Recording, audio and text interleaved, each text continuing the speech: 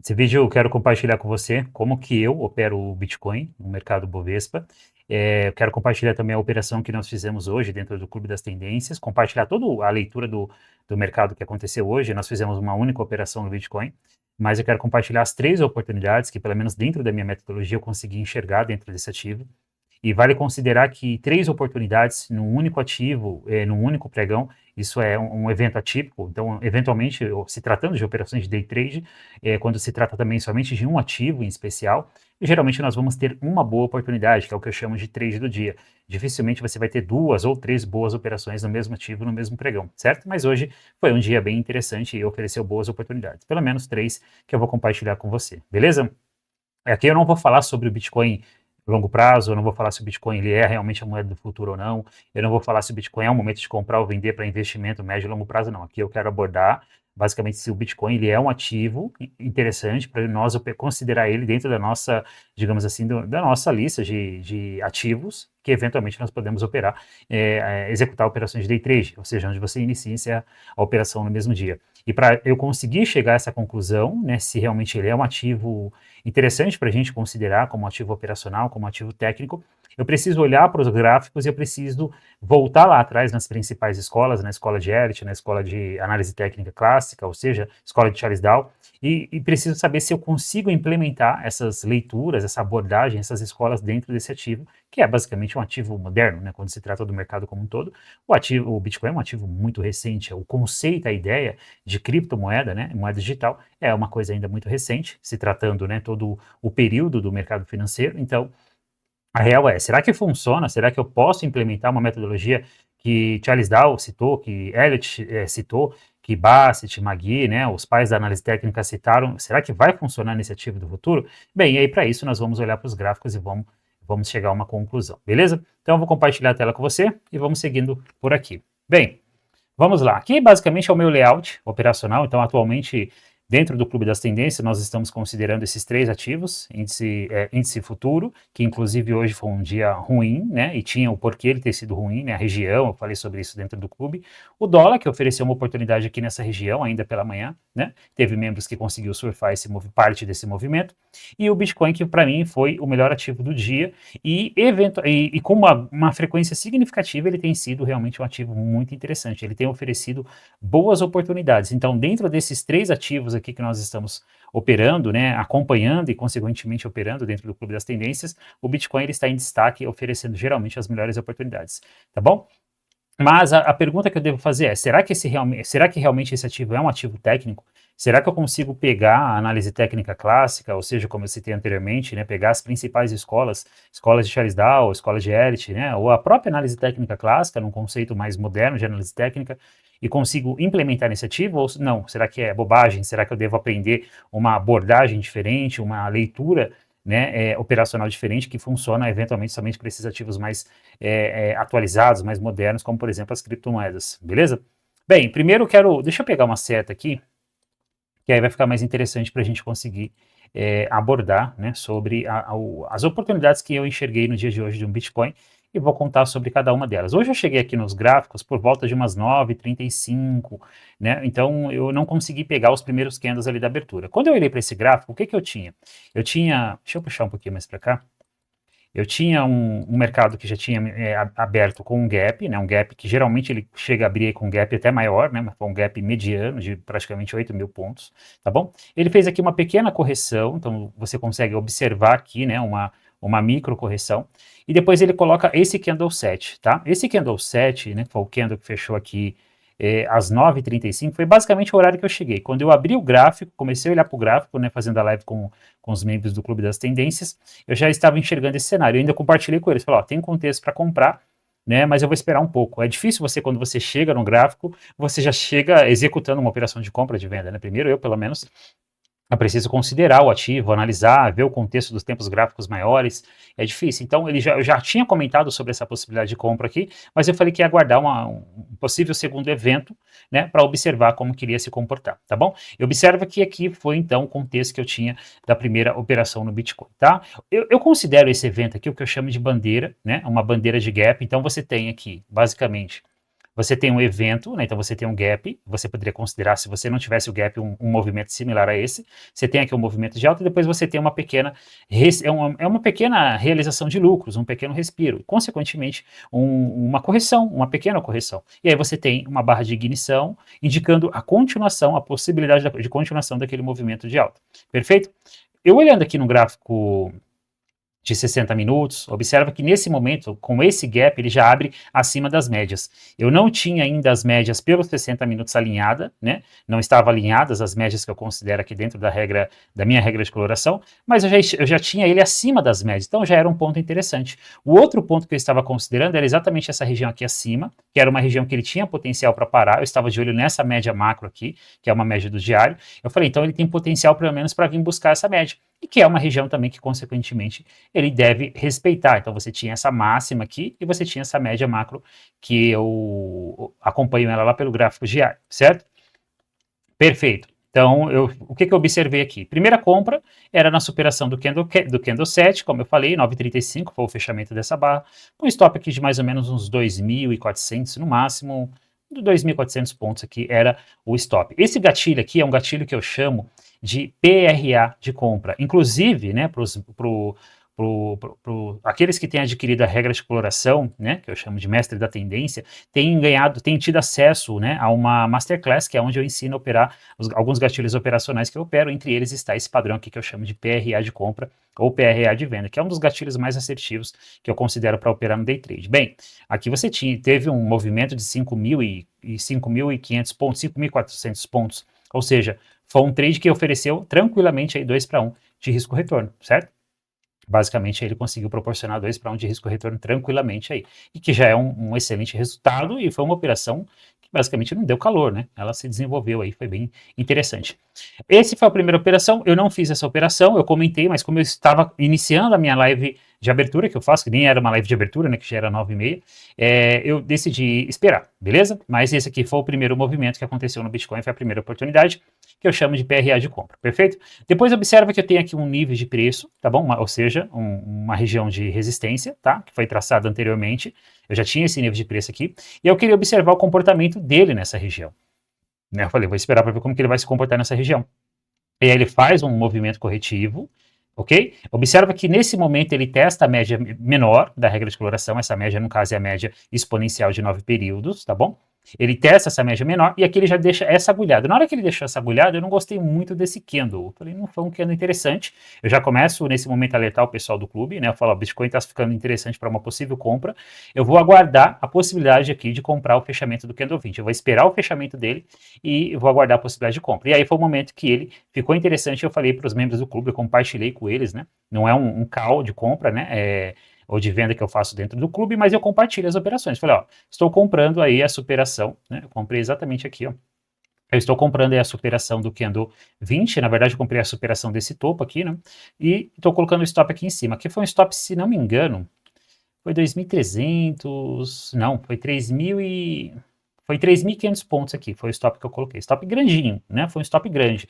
Sabe por que eu falo que foi um stop grande? Porque semana retrasada, semana passada eu fiquei sem energia, eu fiquei uma semana fora do mercado. Inclusive, se você sentiu falta aqui dos meus vídeos do YouTube, eu tive, né, por forças da natureza, eu não consegui ficar presente aí durante toda uma semana. Eu fiquei 5 dias sem energia aqui, onde eu moro num sítio, área rural, né, e na região, não só aqui no sítio, mas na região. Mas olha só, semana passada, na retrasada, nós fizemos um trade aqui que o stop foi de 1.500 pontos, e nós pegamos um movimento de 3.000 pontos, né?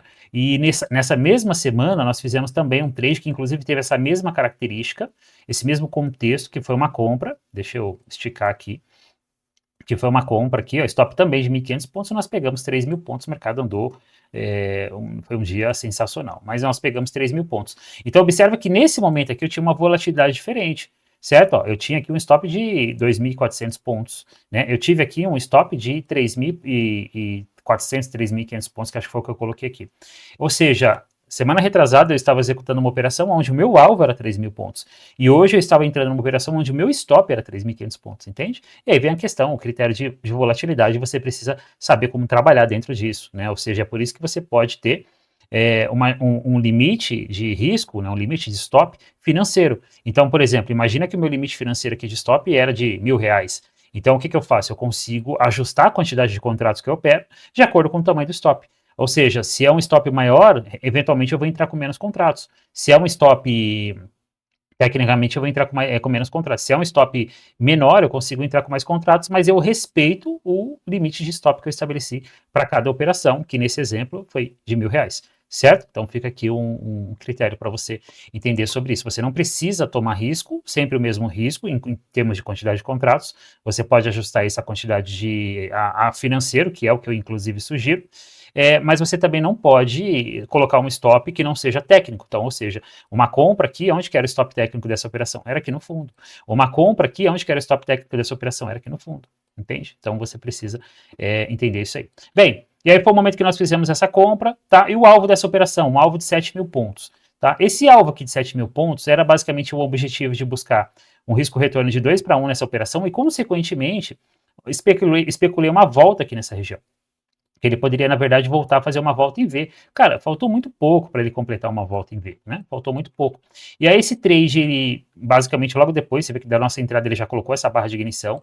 Quando ele fecha essa barra do 21, eu já compartilho com os membros do clube, ó, risco zero. Nesse momento a gente já protege nossa... Nesse momento nós já protege essa operação, ela já não oferece mais risco, e aí foi o momento que eu compartilhei com eles. Falei, ó, agora vocês podem decidir se vocês vão fazer um trailing stop barra, ou se vocês vão fazer uma condução pela média, só que pela média ele se afastou, então é de se considerar. Meus caros, essa operação ela foi muito próximo do nosso alvo, né? O alvo era 7.000 pontos, ela andou aí, ó, basicamente 6.700, 6.750 pontos. Faltou muito pouco para ela cravar o alvo de 7.000 pontos, muito pouco, né? E aí ele vai e me deixa esse candle aqui com essa baia aí da rejeição, com esse pavio. Olha só o tanto que esse candle recua aqui, ó, 2.400 pontos. Na hora que ele fechou essa barra, né, eu compartilhei, falei, ó, não é interessante, né, ele ter ido tão próximo do nosso alvo e deixar uma rejeição como essa. E aqui já era uma região de realização de lucro, certo? E aí foi o momento que eu fiz o quê? Eu falei, cara, eu vou proteger 4.000 pontos, e aí eu coloquei a minha proteção aqui de 4.000 pontos, né? Protegi exatamente aqui, ó. Se eu pegar do ponto realmente que eu entrei, ó, a minha proteção ficou exatamente aqui, ó, na perca do mínimo do candle, na perca da mínima do candle 25. Protegi aqui essa operação, e aí eu saí dessa operação de hoje com 4.000 pontos. Ou seja, olha que ponto aqui interessante. Na semana retrasada, aquelas duas operações que eu compartilhei com você foram duas operações positivas, que cada uma delas pagou 3.000 pontos, certo? Stop de 1.500, alvo de 3.000 pontos. Nesse dia de hoje, essa operação aqui ela tinha um alvo potencial de 7.000 pontos, o mercado andou 6.000, né, 6.750 pontos, certo? Ou seja, ele andou mais que o dobro daquelas operações, de cada uma delas, de forma individual, e eu ainda assim consegui sair, mesmo que eu não saí com um risco-retorno final de 2 para 1, ainda assim eu consegui sair com uma pontuação superior àquela, né? Então, semana passada foram retrasadas duas operações de 3.000 pontos, nessa eu consegui sair com 4.000 pontos, entende? Como você deve considerar, então você deve sim considerar risco-retorno, mas você tem que ver também que cada momento de mercado você vai ter uma volatilidade diferente. Não quer dizer que isso vai mudar todo dia, todo pregão, mas geralmente dependendo dos eventos, do que está acontecendo. Hoje nós tínhamos uma agenda cheia às 10h30, né, muita agenda, muito relatório, então era esperado uma volatilidade maior nesse período, nessa primeira hora, nessa primeira parte do mercado, que eu considero até meio-dia. Já falei sobre períodos operacionais aqui, inclusive se você não sabe sobre isso, é importante você assistir, tá bom? E aí nós protegemos aqui, 4.000 pontos tirou a gente da operação. E aí depois eu encerrei o nosso dia. Então, primeira operação, PRA de compra, eu não fiz essa compra, tá? Eu compartilhei, mas era o momento que eu estava chegando no mercado, eu decidi esperar.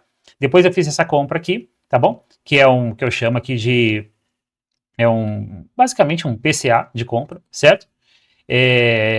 Fiz essa compra, beleza. Olha só que depois o que o mercado fez. Então observa só, foram duas oportunidades. Primeira oportunidade 9h35, segunda oportunidade 10h40, basicamente uma hora depois da primeira, certo?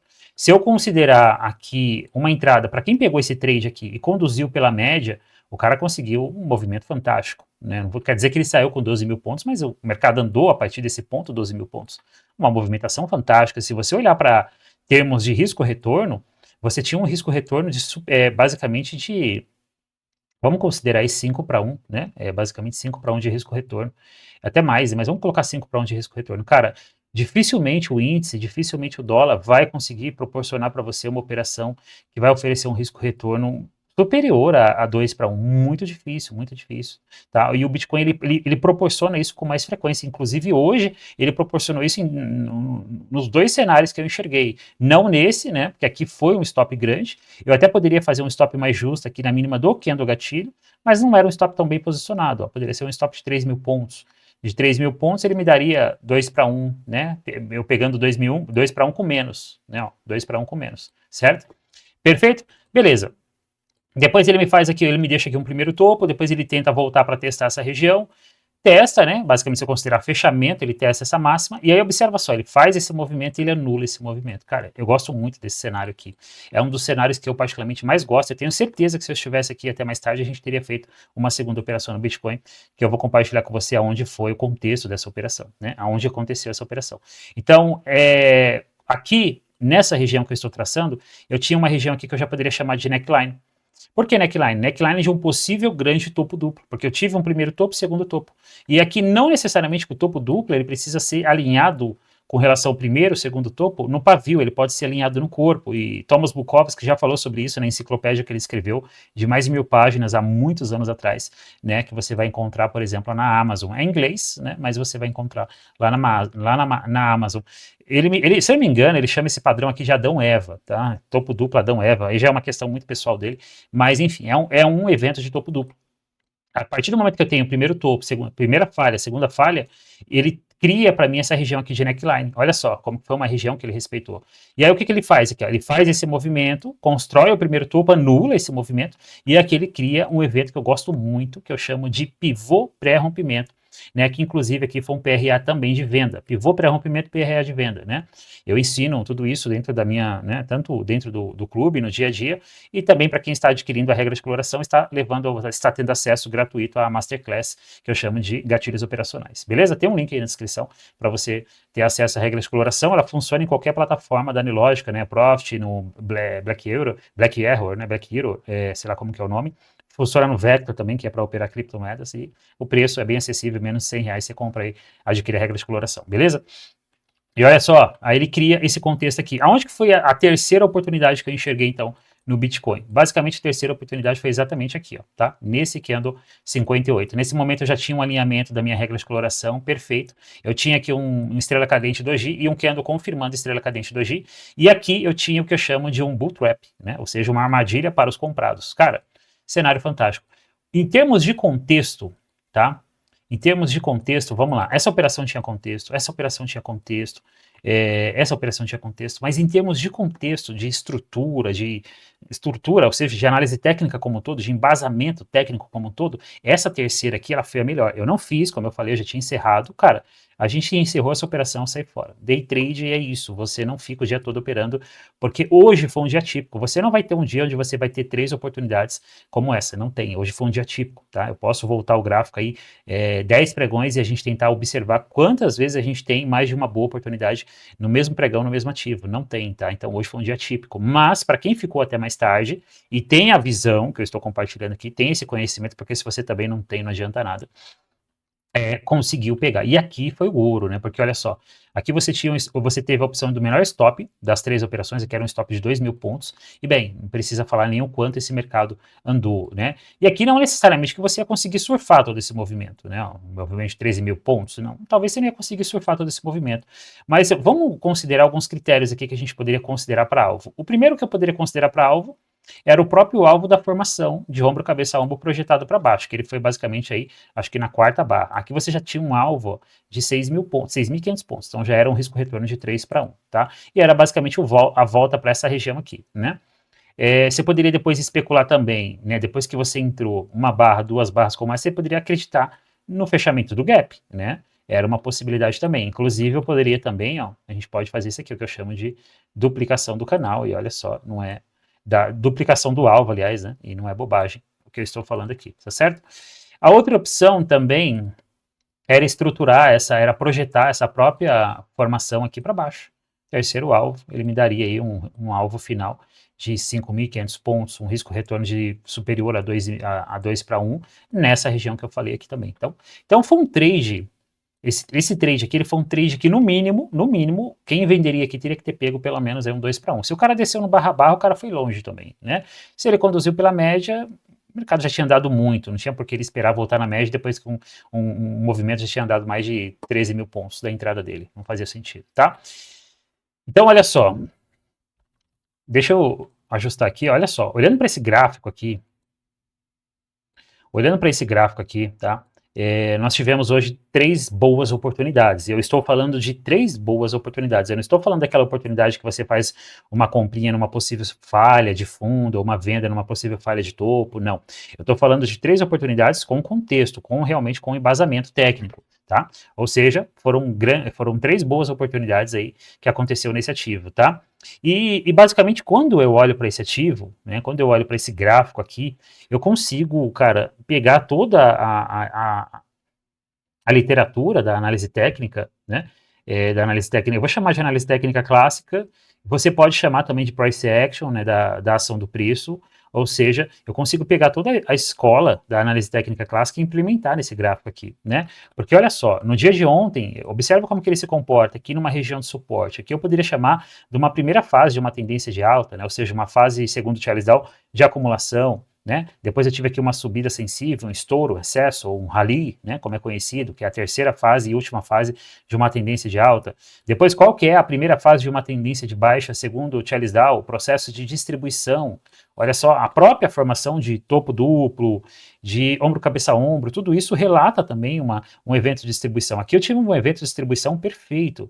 Depois, a segunda fase de uma tendência de baixa é o pânico. O mercado tende a descer muito rápido, né? E olha só o movimento aqui de pânico. Depois tende a dizer que é uma descida sensível, então ainda ele está com uma característica aqui corretiva, e eu posso indicar que talvez ainda possa voltar para testar essa mínima. É possível, não sei, vamos ver. Mas, ou seja, eu tenho aqui uma validação, né, olhando somente para basicamente isso que eu compartilhei com você, mas se eu voltar aqui em outros dias, também eu tive dias sensacionais, eu tenho aqui nesse ativo uma validação real que a análise técnica clássica, ela funciona, os princípios de Charles Dow ainda são válidos e você não deve descartar, você deve aprender e enxergar ele nos gráficos. A escola de Elliott funciona, aqui eu não vou fazer contagem de ondas, que é uma coisa mais complexa, mas eu sei que funciona também a escola de Elliott muito bem aqui, principalmente o conceito de movimento impulsivo corretivo, correção ABC, enfim, funciona muito bem. O princípio aqui também de formações gráficas funciona muito bem, de canais, linhas de tendência, né? Ou seja, bem, então, a pergunta que nós devemos fazer aqui, deixa eu voltar aqui. Calma aí, bem, aqui. A pergunta que nós devemos fazer aqui é, cara, Bitcoin, ele é realmente um ativo técnico? Será que eu devo considerar o Bitcoin para operar no mercado de day trade? Será que eu devo incluir o Bitcoin na minha lista de ativos para operar, acompanhar e, consequentemente, operar no day trade? Eu digo para você que sim, tá bom? E eu não só digo para você que sim, como eu digo que você talvez deveria dar a sua principal atenção para o Bitcoin. Claro, você vai ter dias que o mercado vai estar lateral, principalmente quando o Bitcoin ele abre com um gap muito exorbitante, né? Aí você tem um dia mais lateral, isso acontece nos outros ativos também, quando você tem um gap muito significativo, né? Mas você deve, sem dúvida, considerar o Bitcoin como um ativo bem técnico para você operar. E, como eu falei, o Bitcoin ele é para mim hoje, né, se tratando de day trade, ele é para mim hoje um dos ativos mais promissores para se operar no day trade. E diferente se você está operando pela B3 ou se você está operando pelo mercado americano, pela Active, tanto faz. Ele é sim um ativo muito técnico, você deve considerar, ele funciona muito bem. E aí vem a questão também de você dominar, de você ter o conhecimento técnico necessário para você operar esse ativo. Se você não tiver, aí não adianta o ativo ser técnico se falta para você conhecimento aí para você eventualmente operar no mercado, beleza? Bem, é isso que eu queria compartilhar com você. Eu vou deixar o link aqui na descrição para você conhecer o meu projeto educacional, o Clube das Tendências, que é onde você basicamente opera comigo aí num evento, né, num conceito aí de sala de ambiente educacional durante o pregão de acompanhamento aí, beleza? É isso, um abraço e até o próximo vídeo.